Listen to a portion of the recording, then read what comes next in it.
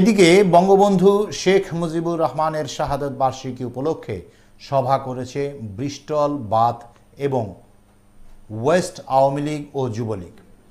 শাখা যুবলীগের সভাপতি ইঞ্জিনিয়ার খায়রুল আলম লিংকনের সভাপতিত্বে এবং সাধারণ সম্পাদক লিটন আলম বদরুলের পরিচালনায় অনুষ্ঠানে প্রধান অতিথি ছিলেন সিলেট সিটি কর্পোরেশনের সাবেক মেয়র আনুরুজ্জামান চৌধুরী।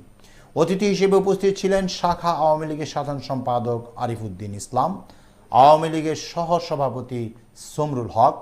বক্তব্য রাখেন আমিনুর রহমান জুনেল, শেবুল আহমেদ, শফিকুল হাসান রাজীব, আরিফ ইবনে আজির।